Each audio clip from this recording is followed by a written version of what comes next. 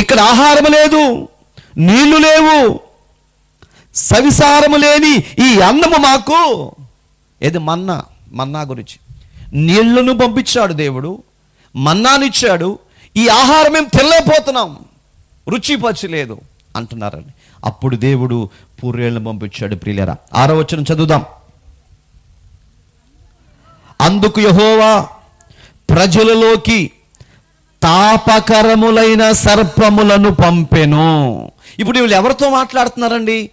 పక్కన కూర్చుని మోషేతో మాట్లాడుతున్నారు, అహరోన్తో మాట్లాడుతున్నారు. బాబు మమ్మల్ని ఇక్కడికి ఎందుకు తీసుకొచ్చావయ్యా? ఐగుప్తిలో వాళ్ళు పెట్టింది తిని ఆ రాళ్ళు చేసుకుంటా ఎలాగో బ్రతికేవాళ్ళం, కానీ మమ్మల్ని అక్కడ తీసుకొచ్చావు, నడవలేకపోతున్నాం, ఆయాసం వచ్చేస్తుంది, నువ్వు పెట్టే ఆహారం మేము తినలేకపోతున్నాం, మా నోరు సైజ్ తప్పిపోయింది అని చెప్పి మమ్మల్ని చంపటాకే తెచ్చావా ఈ అరణ్యంలో అని మోషేకి విరోధంగా మాట్లాడుతుంటే ఆ మాటలు నా దేవుడు విన్నాడండి. దేవునికి మహిమ కలుగును గాక. అవును, నువ్వు మాట్లాడే ప్రతి మాట నా దేవుడు వింటాడు. అది మంచిదైనా చెడుదైనా ప్రతి మాటకు దేవుడి ఎదుట లెక్క చెప్పవలసిన అవసరం ఉన్నది. అందుకని నీ నోటి మాటలు జాగ్రత్తగా ఉండాలి, ఈ ప్రవర్తన జాగ్రత్తగా చూసుకోవాలి. ప్రియులారా, అరణ్యంలో వీళ్ళతో మాట్లాడటం ఏంటి? ఎవరున్నారంట? దేవుడు విన్నాడండి. దేవుడు విన్న వెంటనే ఏం చేశాడు? తాపకరములైనటువంటి సర్పములను దేవుడు పంపించేశాడండి. దేవునికి మహిమ కలుగును గాక. ఏం పంపించాడండి? సర్పాలను పంపించాడు దేవుడు. ఆ సర్పములన్నీ కూడా ఎవరైతే దేవునికి వ్యతిరేకముగా మాట్లాడారో, మోషేకి వ్యతిరేకంగా మాట్లాడారో వారందరిని కరిచినాయి అంటండి. తాసుపాములండి. ఎవరిని కరిచినాయి? వచ్చి మోషేకి వ్యతిరేకంగా ఎవరైతే మాట్లాడారో, ఎవరైతే సనిగారో, ఎవరైతే దేవునికి వ్యతిరేకమైన మాటలు మాట్లాడటం ప్రారంభించారో వారి మీదకి వచ్చేసినాయి అంటండి. అవి వచ్చగా రాగానే అవన్నీ వారిని కరిచినవి. చూద్దాము వాక్యములకు వెళ్ళి. కరిచినప్పుడు ఏం జరిగింది? అవి ప్రజలను కరువగా ఇశ్రాయేలీయులలో అనేకులు చనిపోయిరి. 7వ వచనం. కాబట్టి ప్రజలు మోషే యొద్దకు వచ్చి, మేము యెహోవాకును నీకును విరోధముగా మాటలాడి పాపము చేసితిమి. హల్లెలూయా. ఈ జనం ఎప్పుడైతే చచ్చిపోతున్నారో, పాము వచ్చినప్పుడు ఏం చేస్తారు? మామూలుగా పాము వచ్చినప్పుడు ఏం చేస్తారు? పారిపోతామా అమ్మా? భయపడతాం. తర్వాత ఇప్పుడు పాము వచ్చింది అనుకోండి, అమ్మో అన్నాం అనుకోండి, సరే అమ్మా అని వెళ్ళిపోయిద్దా? వెళ్తుంది కదా. అప్పుడు ఏం చేస్తాం? కర్ర తీసుకుని, మగవాళ్ళు ఉంటే మగవాళ్ళు, లేకపోతే మనం అనేసరి తిరగబడి కొట్టేస్తాం, చంపేస్తాం. అవునా? అంటే దాన్ని చంపే ప్రయత్నం చేస్తాం. ఇశ్రాయేలీయులు ఇంతమంది ఉన్నప్పుడు వాళ్ళు చంపలేకపోయారు వాటిని. అంటే దేవుడు పంపించింది 1, 2 కాదండి, అనేకమైన పాములను పంపించాడు. వీళ్ళు చంపలేని పెద్ద పెద్ద పాములను పంపించాడు. అవన్నీ ప్రజల్లోకి వచ్చి వాళ్ళని కరుస్తుంటే, వీళ్ళు చనిపోతుంటే, ఈ జరుగుతున్న ఈ మారణ హోమాన్ని చూసి ఇశ్రాయేలు అందరూ పరిగెత్తుకుంటా మోషే దగ్గరకు వచ్చేసారండి. మోషే దగ్గరకు వచ్చి, మోషే మోషే మమ్మల్ని క్షమించయ్యా అని కేకలేస్తున్నారు. అప్పుడు మోషే బయటకు వచ్చాడు. ఏమైందని అంటుంటే, ఇదిగో ప్రజలందరినీ ఈ తాపకరమైన సర్పములు వచ్చి చంపుతున్నాయ్యా. మేము అక్కడ కూర్చొని మార్గాయాసము రావటం వల్ల అక్కడ కూర్చున్న వాళ్ళని కూర్చోకుండా అలా ఉండకుండా మా నోటి మాటల చేత నీకు దుఃఖాన్ని కలుగు చేశాం, నీ మీద సనిగాం, నీ మీద గొనిగాం. ఇది దేవుడు చూశాడు. నీకును దేవునికి విరోధముగా మేము పాపము చేశాము. దేవునికి మహిమ కలుగును గాక. ఇశ్రాయేలీయులు గమనించింది ఏంటంటే, దేవునికి వ్యతిరేకంగా మాట్లాడితే పాపం చేసినట్లా. ఇశ్రాయేలు అదే మాట అంటున్నారు, మేము మాట్లాడి పాపం చేశాం. అంటే దేవునికి వ్యతిరేకమైన మాట ఏది మాట్లాడినా అది పాపంతో సమానం. ప్రియులరా, అందుకనే మన నోటిని జాగ్రత్త పెట్టుకోవాలి. కొన్ని సందర్భాలలో మనం ఏం చేస్తామంటే, ప్రార్థనకి వెళ్ళే వ్యక్తులమైనప్పటికీ, ప్రభురాత్రి సంస్కారాధనలో పాల్గొనే వ్యక్తులమైనప్పటికీ, దేవునితో పోలి నడుచుకునే వ్యక్తులమైనప్పటికీ, ఉపవాస కూడికల్లో పాల్గొనే ఒక పవిత్రమైనటువంటి సిద్ధాంతాన్ని కలిగి, పరిశుద్ధ గ్రంథాన్ని కలిగి ప్రభుని ఆరాధించే వ్యక్తులం అయినప్పటికీ, కొన్ని సందర్భాలలో మనం చేసే పని ఏంటంటే, ఆగ్రహాన్ని తట్టుకోలేక, కోపాన్ని తట్టుకోలేక మనం ఏం చేస్తామంటే, భక్తిని వీసి ప్రక్కన పెట్టి మనం మాట్లాడే మాటలు లోకంలో ఎవరు మాట్లాడలేరు ప్రియుల. అలాంటి పచ్చిబూతులు మాట్లాడుతూ ఉంటాం. అసలు భక్తి అన్నదే సంగతి మర్చిపోతాం. మనం బైబిల్ కలిగి ఉన్నామనే సంగతి మర్చిపోతున్నాం. సైన్యములకు అధిపతి యెహోవా మనం చూస్తున్న సంగతి కూడా మర్చిపోతాం ప్రియులారా. మర్చిపోయి మన జీవితాన్ని దేవునికి మనకు దూరం చేసేసుకుంటాం కేవలం నీ నోటి మాటల వల్లే. నోటి మాటల వల్ల దేవునికి ఏమైపోతాం? మనం దూరం అయిపోతాం. ఇద్దరు స్నేహితులు ఉన్నారు, ఆ ఇద్దరు స్నేహితులు విడిపోట కారణం ఏమొద్దండి, ఒక్క మాట అంటే చాలు వాళ్ళు విడిపోతారు.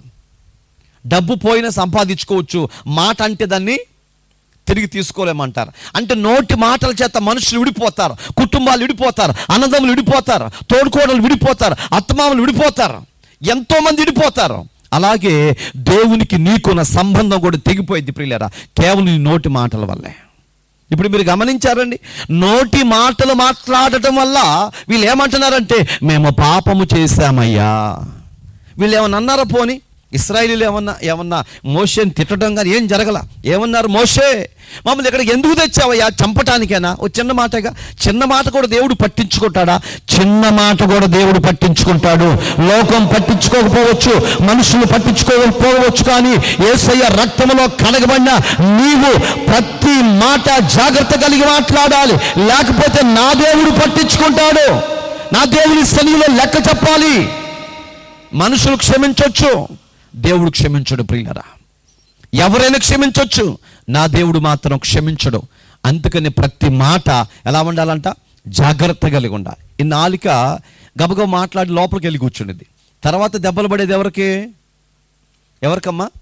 యూపుకి. అందుకే యూపు పొద్దున లేచి నాలుగుకి నమస్కారం చేసేదంట. అమ్మ తల్లి నీకు దండం పెడతా, నువ్వు మాట్లాడతావు, మెదకుండా లోపలికి వెళ్ళి కూర్చుంటావు. ఇక తర్వాత ఊళ్ళో వాళ్ళు మొత్తం వచ్చి నన్ను యూపు సాపు చేస్తారు. తల్లి నీకు నమస్కారం, ఇవాళ తెల్లారు లేచిన దగ్గర నుంచి నువ్వేం మాట్లాడొద్దని చెప్తా ఉండదంట. ఎన్నిసార్లు దండం పెడితే అంత లడలడా వచ్చేసింది, గబగబ మాట్లాడేది లోపలికి వెళ్ళిపోయిందండి. ఎవరైనా నీ నాలుగు మాట్లాడింది కాబట్టి నాలుగుది బయటికి అని చెప్పి నాలుకని కరబెట్టి కొడతారా? కొట్టరు. నాలుగును కొట్టరు. దేన్ని కొడతారు? యూపును సాపు చేసేస్తారు అంతే. దేవునికి మహిమ కలుగును గాక. మనం కొన్ని సందర్భాల్లో గమనించాలి. ఏం గమనించాలంటే, దేవునికి విరోధమైన మాటలు ఏమైనా మాట్లాడుతున్నావేమో, దేవునికి దుఃఖాన్ని కలిగించే మాటలు ఏమైనా మాట్లాడుతున్నావేమో, దేవునికి బాధ కలిగించే మాటలు ఏమైనా నీ నోట వస్తున్నాయేమో, నీ కుటుంబంలో వస్తున్నాయేమో, ప్రతి విషయాన్ని గమనించాలి ప్రియులారా. నీ కుటుంబం దేవుని చేత ఏర్పరచబడిన కుటుంబం, దేవుని చేత ఎన్నుకోబడిన, సిలువ రక్తములో కడగబడిన దేవుని ప్రజలు. మనం దేవుని ప్రజలం కాబట్టి జాగ్రత్త కలిగి ఉండాలి. ప్రతి విషయంలో జాగ్రత్త కలిగి ఉండాలి ప్రియులారా. ఉండలేనప్పుడు ప్రతి విషయం గురించి దేవుడు లెక్కలోకి తీసుకుని వస్తాడు. వాళ్ళు వచ్చి అంటున్నారు, అయ్యా మమ్మల్ని క్షమించు, దేవునికి విరోధముగా, యెహోవాకి విరోధముగా మేము పాపము చేశామని మాట్లాడారు. అప్పుడు తర్వాత వచనం చదువుదాం. యెహోవా మా మధ్య నుండి ఈ సర్పములు తొలగించినట్లు ఆయనను వేడుకొనమంటున్నారు. అయ్యా నీకు వందనాలు చేస్తామయ్యా, నువ్వు వచ్చి ప్రార్థన చేస్తే, నువ్వు వచ్చి దేవునికి చెబితే ఆయన ఈ సర్పములన్నిటిని బయటికి నెట్టేస్తాడు. దేవునికి మహిమ కలుగును కాక. మోషే వచ్చి ప్రార్థన చేయకపోతే ఏం పోవు? ఇక్కడ సర్పం పోదు. సర్పాలన్నీ ఇక్కడే ఉంటాయి. ఇవన్నీ ఎవరిని కాటేస్తున్నాయి? ఇశ్రాయేలును కాటు వేస్తున్నాయి. కాబట్టి వీళ్ళందరూ చనిపోతున్నారు. వీళ్ళు చనిపోకుండా ఉండాలంటే నువ్వు ప్రార్థన చేయాలి మా పక్షమున. హల్లెలూయా. లోకములో మనుషులలో ఉన్నటువంటి మన జీవితాలలో సర్పము లాంటి సమస్యలు, సర్పము లాంటి బాధలు, సర్పము లాంటి భయంకరమైన కన్నీటి సమస్యలు నీ నుంచి దూరం అయిపోవాలంటే నీ కొరకు ప్రార్థన చేసే ఒక వ్యక్తి నీకు కావాలి. హల్లెలూయా. నీ కొరకు విజ్ఞాపన చేసే ఒక వ్యక్తి కావాలి. నీ పక్షమున దేవునికి మొరపెట్టే ఒక వ్యక్తి కావాలి. ఆయన ప్రార్థన చేయటం వల్ల నువ్వు అనుభవిస్తున్న ప్రతి ఆ సర్పము లాంటి శ్రమలు నిన్ను దాటి వెళ్ళిపోతాయి. అందుకనే సంఘ కాపరి నీకు కావాలి ప్రియులారా. సంఘ కాపరి ప్రార్థన చేయటం వల్ల ఇక్కడ మనం చుట్టూ ఉన్నటువంటి ఈ పాము లాంటి ఈ సమస్యలు ఏవైతే ఉన్నాయో అవి ఏమైపోతాయంట? వెళ్ళిపోతాయంట, దాటిపోతాయంట. అంటే మన కొరకు ప్రార్థన చేసే వ్యక్తులు కావాలి. దేవునికి మహిమ కలుగును గాక. హల్లెలూయా. వాక్యంలో చూస్తే మోషేను వేడుకుంటున్నారు, అయ్యా నువ్వు వచ్చి మా కొరకు ప్రార్థన చేయమంతే. 8వ వచనం చూద్దాం. మోషే ప్రజల కొరకు ప్రార్థన చేయగా, ఏమండి మోషే ఇందాకటి దాకా నన్ను తిట్టారు కదా, నన్ను దూషించారు కదా, మీ ఇష్టం వచ్చేట్టు మాట్లాడారు కదా, నేను ప్రార్థన చేయను అన్నాడా? అనలేదండి. చాలా సందర్భాల్లో విశ్వాసులు అలుగుతారు సేవకుని చూసి, కానీ సేవకుడు అలుగుతాడా? అర్ధరేతురైనా అపరేతురైనా మంచైనా చెడైనా ఉన్నప్పుడైనా పోయినప్పుడైనా ఎప్పుడైనా సరే రావాల్సిందే, తప్పదు. ఒకసారి నేను రాత్రి 2 గంటలకు భూస్థాపన చేయాల్సి వచ్చింది. అర్థమైందా? రాత్రిపూట 2 గంటల టైంలోకి వెళ్ళి భూస్థాపితం చేయాల్సి వచ్చింది. తప్పల. అది కూడా రూట్ కూడా సరిగా లేదు, వర్షం, భయంకరమైన వర్షం. మరి అప్పుడే చేయాలి. నేను అక్కడ చేరుకునేదానికి అంత టైం అయింది. నేను రాను అంట కుదిరిద్దా సేవకుడికి? కుదరదు ప్రియులుగా. నీకు బాధ వచ్చినా, కష్టం వచ్చినా, నష్టం వచ్చినా, సంతోషం వచ్చినా ఏం చేయాలి? సేవకుడు రావాల్సిందే. కానీ నీకు వాక్యము గనక ఏదైనా గుచ్చుకుంటే ఇక నువ్వేం చెప్తావు తెలుసా? నా కోసమే చెప్పాడు ఇవాళ వాక్యం అని చెప్పి పాస్టర్ గారిని అంటావు. నేను అంటున్నాను, వాక్యం చెప్పింది నీ కోసమే, ఊళ్ళో వాళ్ళ కోసం కాదు. వాక్యం చెప్పింది ఎవరి కోసం? నీ కోసమే. నువ్వు అనుకున్నది నిజమే, నువ్వు వాళ్ళతో వీళ్ళతో అంటున్నావే, ఆ మాట కరెక్టే. నీ కోసమే దేవుడు తన వాక్యాన్ని పంపించాడు, తన సేవకుడి ద్వారా మాట్లాడుతున్నాడు. ప్రతి ఆదివారం సంఘములో, సమాజ కూటాల్లో, కుటుంబ ప్రార్థనలో, ఆయా రకాల ప్రార్థనలో నీతోనే దేవుడు మాట్లాడుతుంది. వేరే వాళ్ళతో అయితే అక్కడికి వెళ్ళి మాట్లాడుకోవచ్చు. మరి ఇక్కడ దాకా వచ్చి మాట్లాడేది ఎవరితో అంట? నీతోనే. నువ్వు అనుకుంటున్నావే నా గురించే చెప్పాడే. అవును, నీ గురించే చెప్పడానికి వచ్చాను. దేవునికి మహిమ కలుగును గాక. నీ గురించి చెప్పడానికి వచ్చాను. బైబిల్ ఏమంటుందంటే, బైబిల్ ఎప్పుడు కూడా, దేవుని వాక్యం ఎప్పుడు కూడా అనుకూలంగా ఉండదు, ప్రతికూలంగా ఉంటుంది. ఎందుకంటే దేవుని వాక్యం 2 అంచులు కలిగిన ఖడ్గం వంటిది అన్నాడు. 2 అంచులు కలిగిన ఖడ్గం. అది 2 వైపులా దూసుకొని వచ్చింది, 2 వైపులా పొడిచిద్ది ప్రియులారా. కీళ్లను, మూలుగలను విభజించమట్టుకు దూరుచు హృదయం యొక్క తలంపులను శోధిస్తున్నది అని చెప్తున్నాడు. అంటే వాక్యానికి ఉన్న శక్తి ఏంటంటే ఆ లోపల ఉన్న పాపాన్ని బయటికి నెట్టేసిద్ది, లోపల ఉన్న పాపాన్ని బయటికి తరిమిద్ది. వాక్యము లోపలికి వచ్చినప్పుడు, వెలుగు అయిన వాక్యం లోపలికి వచ్చినప్పుడు మనలో ఉన్న చీకటి సంబంధం అనేది ప్రతిది కూడా బయటికి వెళ్ళిపోతుంది ప్రియులారా. దేవునికి మహిమ కలుగును గాక. మోషే ఎంత మాత్రం బాధపడలేదండి. వీళ్ళ కొరకు ప్రార్థన చేయడానికి వచ్చాడు. ఇంతకుముందు వాళ్ళు తిట్టారు, ఇంతకుముందు దూషించారు, మాట్లాడారు. అయినప్పటికీ కూడా సేవకుడు కదండి, భారం కలిగిన వాడు కదండి, వచ్చి మోకరిచ్చి వాళ్ళ కొరకు ప్రార్థన చేస్తున్నాడు. ఏమని? అయ్యా, వీళ్ళకి తెలుసో తెలియకో నిన్ను దూషించారయ్యా, నిన్ను బాధ పెట్టారయ్యా, దయతో క్షమించమని వారి నిమిత్తమై ప్రార్థన చేయడానికి వచ్చాడు. చదువుదామా?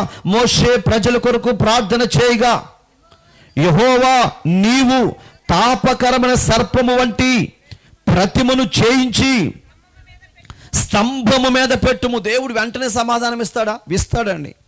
మనం ఎప్పుడైతే పవిత్రత కలిగి ఉంటామో, పరిశుద్ధత కలిగి ఉంటామో, మంచి మనస్సాక్షి కలిగి ఉంటామో, దేవుడు కూడా మనతో మాట్లాడతాడండి. నేను పరిశుద్ధుని కాబట్టి మీరును పరిశుద్ధులై ఉండండి. పాలు మంచి పాలు అనుకోండి, మంచి గడ్డ పెరుగు వస్తుంది. ఆ పాలలో కాస్త నీళ్లు పోసి తీసుకెళ్ళామనుకోండి కేంద్రానికి, ఏమైందయ్యా? నీళ్ళ పెరుగు అయిద్దంట.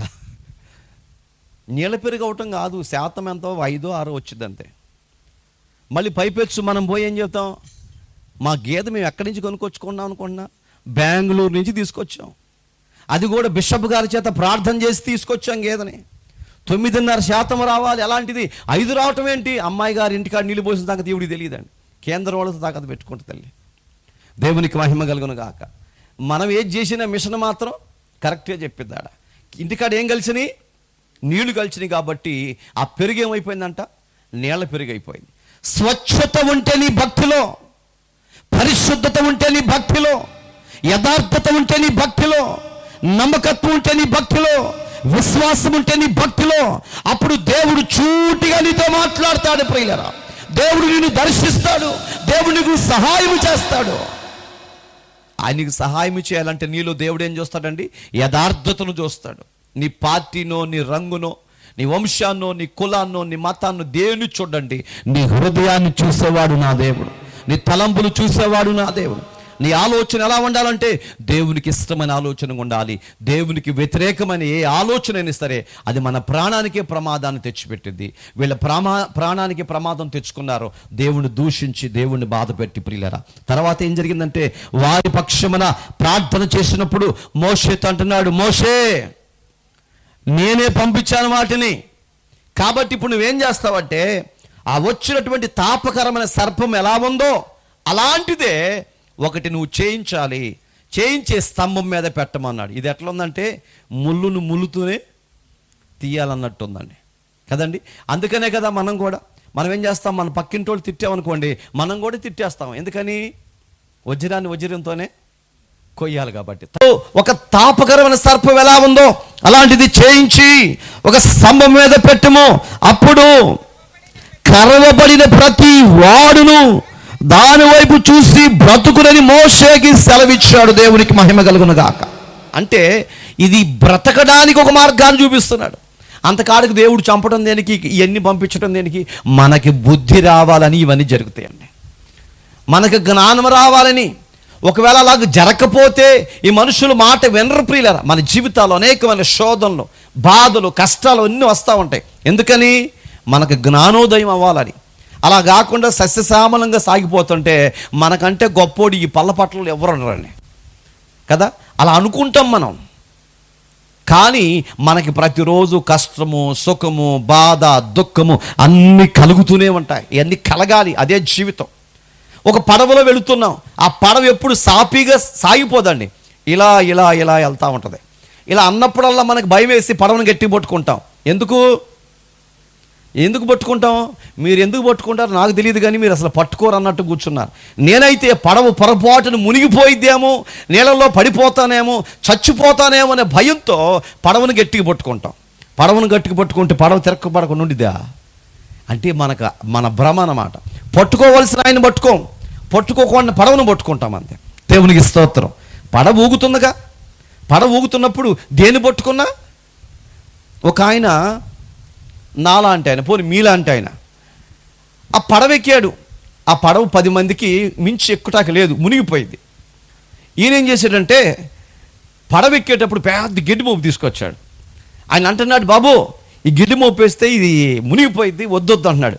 నీకు అంత శ్రమ అవసరంలా, నేను కింద పెడతాను అనుకున్నావా, నెత్తి మీద పెట్టుకుంటా అని చెప్పి నెత్తి మీద పెట్టుకుని ఎక్కాడంటాడు. దేవునికి మహిమ కలుగునుగా.